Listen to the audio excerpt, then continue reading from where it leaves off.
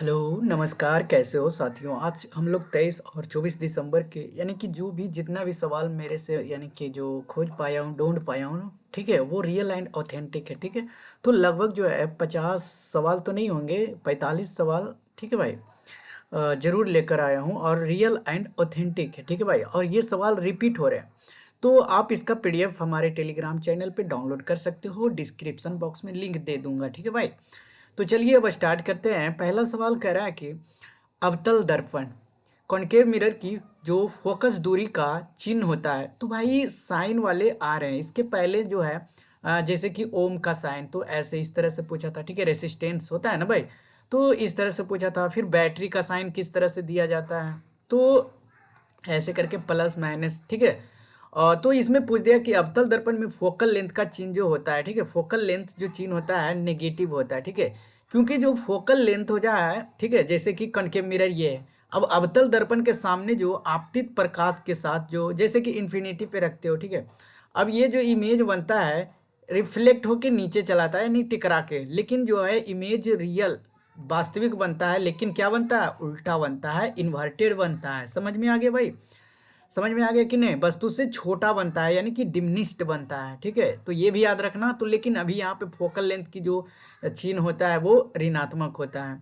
अगला सवाल था कि 2 ओम, 6, 8, 10 ओम और 14 ओम का जो प्रतिरोध है सीरीज में जोड़ना है। तो जैसे कि पैरेलल में रहता तो यही 1/2 प्लस 1/6 1/8 कर देते। ये अगर पैरेलल में पूछता तो, अगर ये सीरीज में पूछ दिया है तो सीरीज में कुछ नहीं करना है, इसको बस ऐड कर देना है। तो सबसे पहले 6 2 8, 8 8 16, 16 10 26, 26 और 14 है, कितना हो जाएगा, 6 4 10, 3 1 4 40 ओम आंसर आ जाएगा। ठीक है, अगर यही पैरेलल में दे देता तो मैंने बताया कि नीचे वाला का एलसीएम ले लेना। ठीक है, तो नीचे वाला का एलसीएम आ जाएगा 14 56 14 25 70 ले लेना। ठीक है भाई, 70 तो 35 दूना 70। ये कटे, मतलब जो कटे ना एलसीएम उसको नीचे ले लेना। छो से तो ये कट नहीं रहा है भाई, है ना, तो छो का मल्टीपल भी रखना होगा। चलिए अगला सवाल था कि जब एक चलती हुई गाड़ी अचानक रुकती है, दो लो भाई, ये तो रिपीट हो रहे हैं सवाल। इसके पहले वाले से यानी कि जो पीछे जो ग्रुप डी के अभी पेपर हो चुके हैं उसमें भी मैंने 2 बार करा चुका हूँ। व्यक्ति आगे की ओर झुक जाता है, यह न्यूटन का किस नियम का है? तो सभी को पता है, inertia, law of inertia of Newton. First law को ही लॉ ऑफ इनर्शिया कहा जाता है। ठीक है भाई, अच्छा, सेकेंड लॉ में क्या होता है और थर्ड लॉ में क्या होता है? तो थर्ड लॉ में जैसे कि बंदूक का गोली चलना, ठीक है, नाव खेना, है ना, नाव खेते हो ऐसे आगे की ओर तो वो आगे की ओर बढ़ता है, पीछे की ओर खेते हो तो। ठीक है भाई, समझ में आ गया? चलो आप कमेंट में बताना कि न्यूटन का दूसरा नियम क्या होता है। ठीक है, एक तो बता ही दोगे भाई। जून 2025 में जारी सतत विकास लक्ष्य सूचकांक यानी कि सस्टेनेबल डेवलपमेंट ग्रुप्स इंडेक्स जो 2025 में भारत का रैंक कैमा था। तो भारत की रैंक वाले सवाल जो है आ रहे हैं। ठीक है भाई, तो आप लोग भी देख लेना। और मैंने करेंट अफेयर की सीरीज जो है करा रखा है, वहाँ पे लगभग जो है 7,000 व्यूज हो चुके हैं, वहाँ पे आप भी देख सकते हो। जून 2025 में संयुक्त राष्ट्र सतत विकास समाधान नेटवर्क यानी कि यूएन सस्टेनेबल डेवलपमेंट जो जारी किया है उसमें 167 देशों में 99 स्थान पर रहा है इंडिया। ठीक है, अगला सवाल था यदि किसी वस्तु को उत्तल लेंस के मुख्य फोकस F1 पर रखा जाता है, जैसे कि F1 पे रख दिए, ठीक है भाई, और ये कन्वेक्स लेंस में है, याद रखियो। ठीक है भाई, कन्वेक्स लेंस कैसे होता है, तो अंदर की तरफ कलाई किया हुआ रहता है, ठीक है, और कॉनकेव मिरर बाहर की ओर कलाई किया रहता है, सभी को पता होगा। तो उसका प्रतिबिंब कहाँ और कैसा बनेगा, विकल्प यहाँ पे दिया गया है। तो देखो एट इन्फिनिटी पे रहता है। यदि किसी वस्तु के फोकल कन्वेक्स लेंस की मुख्य दूरी F1 पर रखा जाता है। अब यहाँ पे देखो कि F1 ये है, अब ये इन्फिनिटी से आ रहा है रे, तो ये जो होता है कन्वेक्स में इमेज जो बनता है कॉनकेव मिरर के पीछे बनता है, और जो कि रियल बनता है और वस्तु से छोटा बनता है। तो कहाँ पे बनेगा, F2 पे बनेगा। वास्तविक और कैसा बनेगा, छोटा बनेगा। फिर यहाँ पे देखो आभासी और सीधा बनेगा क्या, नहीं। अनंत पर बनेगा, अनंत पर वास्तविक नहीं। लेंस और फोकस, तो आंसर कौन सा हो जाएगा, ऑप्शन ए हो जाएगा। अगला सवाल था विच टीम बाज रनर अप यानी कि कौन सा उप विजेता रहा आईपीएल 2025 में? तो सभी को पता है कि जो है इस साल आरसीबी जीत चुका था 2025 में, ठीक है, और इसको जो किसको हराकर, तो पंजाब किंग्स 11 पंजाब को हराकर। ठीक है, नरेंद्र मोदी स्टेडियम में फाइनल खेला गया था, ठीक है, 6 रनों से हरा दिया था। मार्च 2025 में अंतर्राष्ट्रीय ओलंपिक समिति आईओसी के पहली महिला और पहली अफ्रीकी अध्यक्ष के रूप में किसे चुना गया है? तो मार्च 2025 में ग्रीस के प्राचीन ओलंपिया में आयोजित आईओसी के 143वें सत्र के दौरान जिम्बाब्वे की क्रिस्टी कोम्बेट्री को अंतर्राष्ट्रीय ओलंपिक समिति का नया अध्यक्ष चुना गया है। ठीक है भाई, समझ में आ गया। अगला सवाल है, भारतीय रिजर्व बैंक के किस पूर्व गवर्नर जनरल को 2025 में प्रधानमंत्री नरेंद्र मोदी के मुख्य सचिव यानी कि प्रिंसिपल सेक्रेटरी के रूप में नियुक्त किया गया है? तो कौन अभी आरबीआई के पूर्व गवर्नर रह चुके थे, अब वो प्रधानमंत्री के मुख्य सचिव प्रिंसिपल यानी कि पर्सनल सेक्रेटरी बोलो या प्रिंसिपल सेक्रेटरी नियुक्त किया गया है, तो वो शक्तिकांत दास। ठीक है, अच्छा अभी जो है आरबीआई के गवर्नर कौन है, बताओ भाई, कमेंट में बताओ आरबीआई के गवर्नर कौन है। अगला सवाल है, इन द टेस्ट मैच मतलब इंग्लैंड के साथ जो जून 2025 में हुआ था, इंडियन विकेट कीपर बैट्समैन जो बोथ इनिंग में जो है 100 लगाया था भाई, ऋषभ पंत, देख रहे हो, जो उल्टी कल्टी मारा था। ELI स्कीम का संबंध मुख्य रूप से किस क्षेत्र से है? तो ELI का अर्थ है एम्प्लॉयमेंट लिंक्ड इंसेंटिव। ठीक है, और ये जो इस योजना की घोषणा जो है भारत सरकार द्वारा केंद्रीय बजट 2024-25 में की गया था, जिसे वर्ष 2025 में व्यापक स्तर पर लागू किया गया है।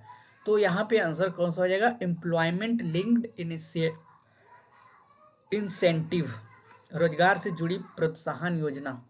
अगला सवाल है, डेविड सेजले को उनके किस उपन्यास के लिए 2025 का बुकर पुरस्कार प्रदान किया गया है?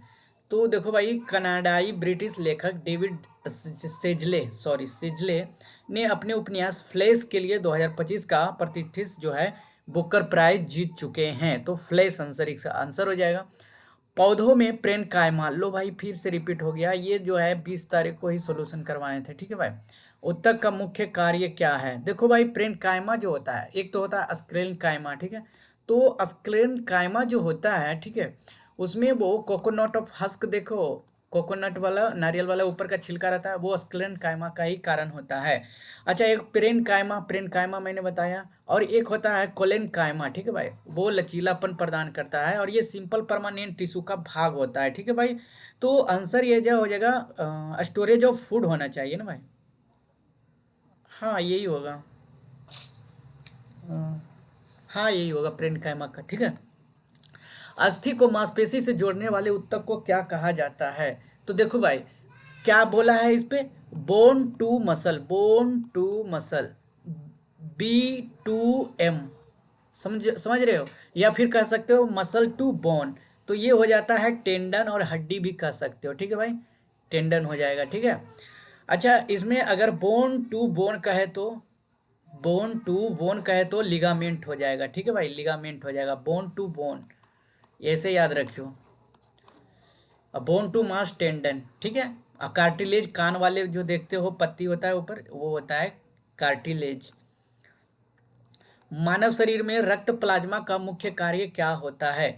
तो मानव शरीर में रक्त प्लाज्मा का मुख्य कार्य जो होता है ट्रांसपोर्टेशन का होता है। ठीक है, और यह पानी, प्रोटीन, पोषक जैसे तत्व, ग्लूकोज, विटामिन, हार्मोन और अपशिष्ट पदार्थ जैसे कि कार्बन डाइऑक्साइड और आरबीसी, डब्ल्यूबीसी के पूरे शरीर में ले जाता है, और जो है शरीर के तापमान में भी, संतुलन में भी और रक्तचाप में भी मदद बनाए रखता है। ठीक है भाई, प्लाज्मा का इतना काम है। तो भाई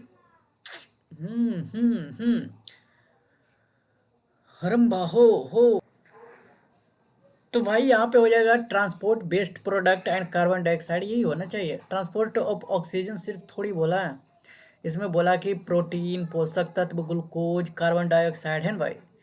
अगला सवाल है, सोडियम सल्फेट और बेरियम क्लोराइड के बीच होने वाले अभिक्रिया एक द्विविस्थापन अभिक्रिया है और किस अन्य नाम से भी जाना जाता है? तो देखो, ये एनसीईआरटी के सवाल है भाई, क्लास 10th में केमिकल रिएक्शन एंड कॉम्बिनेशन पढ़ोगे। ठीक है, तो उसमें जो है डिकम्पोजिशन रिएक्शन, ये डबल डिस्प्लेसमेंट रिएक्शन कब होता है? जब जब आप एलिमेंट और एक कंपाउंड में ऐड करते हो। ठीक है, तो तो उसके साथ जो रिएक्टेंट जिसका ज़्यादा होता है वो जो है चेंज कर लेता है, ठीक है भाई, जो कम रिएक्टिव होता है उसको से, ठीक है। तो ये डबल डिस्प्लेसमेंट होता है, लेकिन सोडियम सल्फेट और बेरियम सल्फेट के बीच होने वाले अभिक्रिया एक डबल डिस्प्लेसमेंट रिएक्शन है, और इसे अन्य किस नाम से भी जाना जाता है, बताओ भाई। क्या कॉम्बिनेशन रिएक्शन जाना जाएगा, रिडॉक्स, या फिर पर्सिपिटेशन। तो भाई जैसे कि अगर हम एग्जाम्पल एक ले लेते हैं, ठीक है, आप लोग जो है मतलब ये नहीं भी देख सकते हो, इसका आंसर तो हम बता देते हैं, ऑप्शन बी होगा, ठीक है भाई, लेकिन कैसे हुआ ये थोड़ा समझ लो, ताकि जो है आगे वाले शिफ्टों में दिक्कत ना हो, ठीक है। ऑप्शन इसका बी होगा, लेकिन कैसे होगा, जैसे कि इसमें बोला है सोडियम सल्फेट है ना भाई, तो Na2SO4 ले लेते हैं, प्लस ये एक्वस सोल्यूशन है, ठीक है, जो घुल जाता है। अब एक बेरियम क्लोराइड बोला, यानी कि BaCl2, बेरियम क्लोराइड, ये भी एक्वस सोल्यूशन है। अच्छा, अब इसको जो है डबल डिस्प्लेसमेंट रिएक्शन, तो मैंने क्या बोला था कि बेरियम सल्फेट हो जाता है और सोडियम क्लोराइड हो जाता है, यानी कि जो रिएक्टिव ज़्यादा होता है उससे एक्सचेंज कर लेता है ना भाई। तो BaSO4 हो जाएगा, और प्लस में कौन सा हो जाएगा, NaCl। लेकिन बैलेंस तो होगा ना भाई, Cl क्लोरीन यहाँ पे 2 है तो यहाँ पे 2 लगाना पड़ेगा। अब यहाँ पे सोडियम 2 हो गया, यहाँ पर एक ही है भाई, ठीक है। तो इससे कोई मतलब नहीं, यहाँ पे एरो देके जो है बाहर निकाल चुके हैं। तो ये क्या हो गया, पर्सिपिटेशन रिएक्शन कहलाता है, ठीक है भाई, यानी कि अवक्षेपण अभिक्रिया कहलाता है। कॉम्बिनेशन, जैसे कि दो एलिमेंट को जोड़ दो तो वो हो जाता है कॉम्बिनेशन रिएक्शन, सभी को पता है भाई, ठीक है।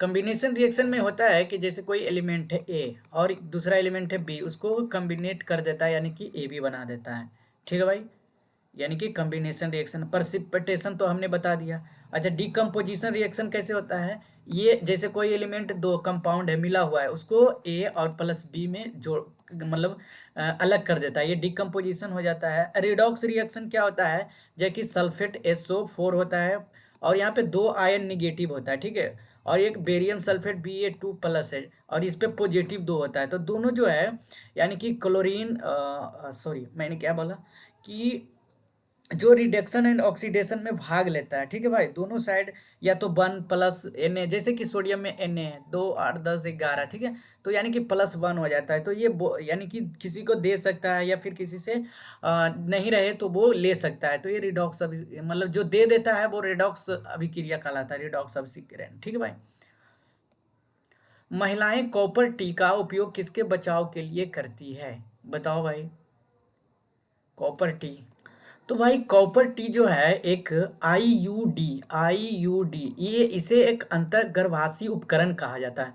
यह बैक्टीरिया जो होता है ना भाई, बैक्टीरिया के जो आयंस होते हैं उसको रिलीज करता है, क्या करता है, रिलीज करता है। और यह क्या करता है कि जो अंडे, यानी कि स्त्री केसर में अंडे में जो बैक्टीरिया के लिए एक विपरीत वातावरण बना देता है, मतलब अंडे में जो जैसे कि मान लो कि वो निषेचन होना है, ठीक है, तो वो होने नहीं देता है, पहुंच नहीं पाता, निषेचन या आरोप लगा देता है, ठीक है, यही रोक देता है, तो प्रेगनेंसी हो जाएगा आंसर इसका। अगला सवाल है, निम्नलिखित में से कौन सा विकल्प गलत है। तो देखो भाई कि ऑप्शन दिया गया, बंद परिपथ में बल्ब नहीं जलेगा, हाँ भाई नहीं जलेगा, सही बात है। बंद परिपथ, परिपथ खुला होने पर धारा प्रवाहित नहीं होगी, भाई धारा तो प्रवाहित होगा ही, धारा का प्रवाह धनात्मक से ऋणात्मक की ओर प्रवाहित होता है। तो बताओ भाई, ये जो धारा के प्रवाह, जैसे कि यहाँ पे सेल लगा हुआ रहता है, ठीक है, अब इधर पॉजिटिव है इधर निगेटिव है और ये इस तरह से गया, अब यहाँ पे एक बल्ब है, ठीक है भाई, सॉरी ये बल्ब है, अब ये पॉजिटिव है और ये निगेटिव है, तो कह रहा है कि current follow from positive to negative. तो देखो भाई, एक बंद परिपथ का मतलब विद्युत धारा के प्रवाह के लिए पूर्ण और अनब्रोकन पाथ उपलब्ध होता है। जब परिपथ बंद होता है तो धारा प्रवाहित होती है और बल्ब जलना चलता है। तो देखो बंद परिपथ पे नहीं जलेगा, नहीं जलेगा ही, तो कह रहा विकल्प गलत है, तो यही हो जाएगा, है ना भाई।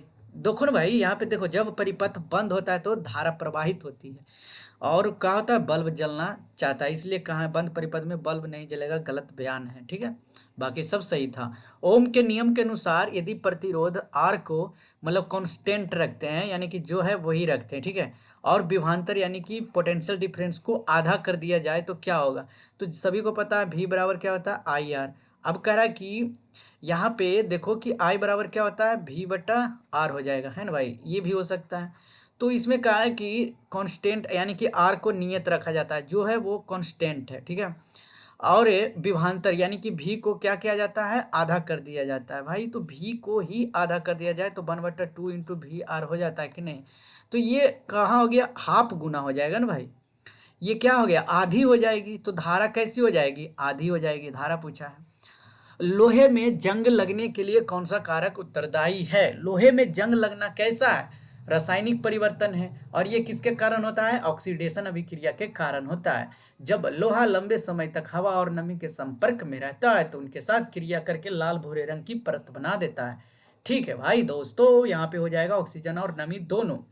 अगला सवाल है लोहे में जंग रस्टिंग भाई साहब। विश्व बौद्धिक संपदा सूचकांक 2025 यानी कि ग्लोबल इंटेलेक्चुअल प्रॉपर्टी इंडेक्स 2025 में भारत की रैंक कितना है। तो ये 38वीं रैंक है 139 गो में भाई, ठीक है। तो 38वां हो जाएगा। अगला सवाल है विश्व क्षय रोगी यानी कि टीबी दिवस 2025 की थीम विषय क्या है। तो विश्व टीबी दिवस जो है 24 मार्च को मनाया जाता है, ठीक है। और यहाँ पे कहा गया है कि एस, ठीक है, S B can end TB, ठीक है। ये क्या है, बताओ बताओ बताओ बताओ बताओ। आंसर ऑप्शन ए हो जाएगा। विश्व मलेरिया दिवस कब मनाया जाता है। तो 25 अप्रैल को मनाया जाता है। इस बार 25 अप्रैल को ही मनाया गया था। और इसका जो है थीम ही पूछता है, ठीक है भाई। तो थीम ही क्या, क्या क्या क्या, मलेरिया एंड्स विथ अस, री इन्वेस्ट, री इमेजिन, री जिनाइट, ठीक है। ऑप्शन डी हो जाएगा।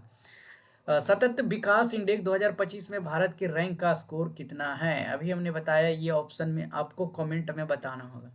बताओ भाई, छोड़ो रहने देते हैं भाई। तो ये देखो 99 स्कोर था ना भाई, हाँ 99 स्कोर था। 67। आंसर ऑप्शन कौन सा हो जाएगा, ऑप्शन ए हो जाएगा। अगला सवाल है किस एशियाई टेनिस खिलाड़ी ने अपने कैरियर में सबसे अधिक सिंगल्स टेनिस खिताब जीते हैं।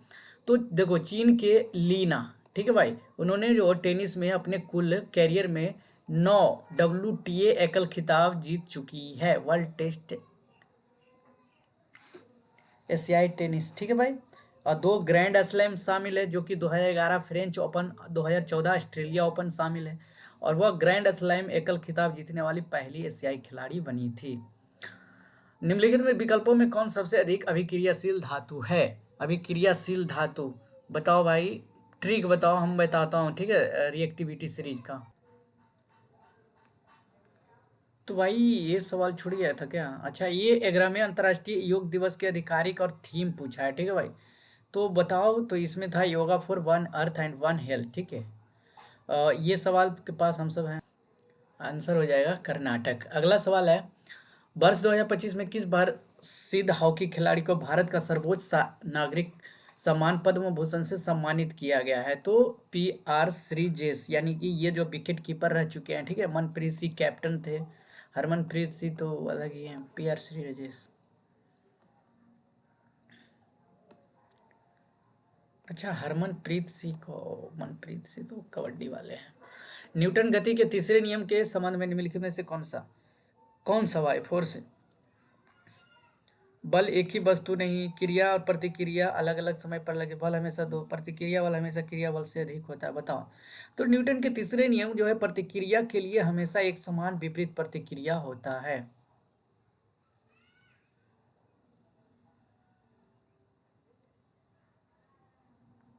एक समान और विपरीत प्रतिक्रिया, ठीक है। आंसर कौन सा हो जाएगा, एक समान और विपरीत प्रतिक्रिया। किधर है भाई, अलग अलग तो होगा नहीं, तो अलग अलग वस्तुएं फिर ऑप्शन यही होगा। पादप कोशिका की रसधानी वैक्यूलस के भीतर पाए जाने वाले तरल पदार्थ को क्या कहा जाता है। तो पादप कोशिकाओं में एक बड़ी रिक्तिका या रसधानी होती है जो एक झिल्ली से घिरी होती है, जिसे टोनोप्लास्ट कहते हैं। इसके भीतर भरे जो तरल होते हैं कोशिका रस, जिसे सेल सैप भी इंग्लिश में कहा जाता है, ठीक है। सेल सैप हो जाएगा आंसर। अच्छा, कंपोजिशन, ये कोशिका रस में मुख्य रूप से जल होता है जिसके शर्करा, एमिनो एसिड, खनिज लवण, अपशिष्ट पदार्थ और कुछ घुले हुए एंथोसाइनिन रंजक पाए जाते हैं। फंक्शन इसका क्या होता है, यह कोशिका को स्फीति यानी कि टर्जिटी और कठोरता प्रदान करता है जिससे कि पौधे का ढांचा बना रहता है। अगला सवाल है, निम्नलिखित में से कौन सा विकल्प सबसे कम अभिक्रियाशील है? लेस रिएक्टिव हमने बताया अभी भाई। पोटेशियम तो सबसे ज़्यादा होगा। Copper, iron, gold. Iron gold नीचे था भाई, ठीक है, तो क्या आयरन होगा या गोल्ड होगा? तो भाई देखो यहाँ पे मैंने लगा दिया, ठीक है। अब इसे अच्छा से समझ लो, पहला पोटेशियम मैंने बताया था, और फिर सबसे लास्ट में आयरन या गोल्ड होगा। बताओ, तो गोल्ड होगा, आयरन तो ऊपर है भाई, तो इसमें गोल्ड हो जाएगा, ठीक है भाई। आयरन कॉपर दोनों ऊपर सेम है। यानी कि अंतर्राष्ट्रीय बिग कैट अलायंस का मुख्यालय हेडक्वार्टर किस शहर में स्थित है? तो प्रधानमंत्री नरेंद्र मोदी 2023 के प्रोजेक्ट टाइगर के 50 वर्ष पूरे होने के अवसर पर आईबीसीए की शुभारंभ की घोषणा किया था। कहाँ भाई? तो ये औपचारिक मंजूरी जो मिला था केंद्रीय मंत्रिमंडल, नई दिल्ली के मुख्यालय की स्थापना हुई थी, तो नई दिल्ली हो जाएगा इसका आंसर। अगला सवाल है, अगला सवाल क्या कर रहा है कि सैलून में दाढ़ी बनाने के लिए किस प्रकार के दर्पण का उपयोग होता है? तो ये अवतल दर्पण होता है। हेडलाइट और टॉर्च में भी इसका उपयोग करते हैं। डेंटिस्ट दांतों के लिए उपयोग करता है। डॉक्टर नाक कान गला जांच के लिए। सौर भट्टी सोलर फ्रेंसिस यूज करता है अवतल दर्पण। रिफ्लेक्टिव टेलीस्कोप में जो है अवतल दर्पण ही होता है, ठीक है भाई। तो इस तरह से सारा यूज मैंने बता दिया। अगला सवाल है, 2025 विश्व एक्वेटिक चैंपियनशिप किस शहर में आयोजित की गई थी? तो 21वीं विश्व एक्वेटिक चैंपियनशिप का आयोजन 11 जुलाई से 3 अगस्त 2025 के बीच सिंगापुर में हुआ था। अगला आयोजन 2027 के विश्व एक्वेटिक्स चैंपियनशिप बुडापेस्ट हंगरी में आयोजित की जाएगी। तो कह रहा है कि 2025 वर्ल्ड कहाँ हुआ था? तो सिंगापुर में हुआ था। वीडियो कैसा लगा भाई? अच्छा, एक सवाल और है, भारत सरकार ने मार्च 2025 में किस देश में आए विनाशकारी भूकंप के बाद मानवीय सहायता और आपदा प्रदान करने के लिए ऑपरेशन ब्रह्मा शुरू किया था?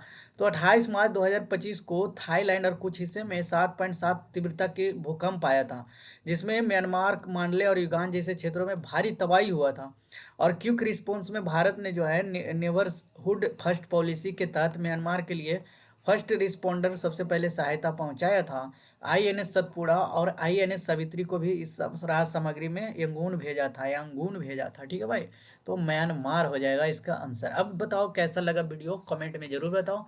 मिलते हैं इसके अगले शिफ्ट वाले वीडियो के साथ। धन्यवाद। इसका पीडीएफ आप लोग जरूर डाउनलोड कर लेना, डिस्क्रिप्शन बॉक्स में है, वहाँ से लिंक है। और टेलीग्राम चैनल पे ज्वाइन करके जो पीडीएफ धकाधक पढ़ सकते हो। धन्यवाद।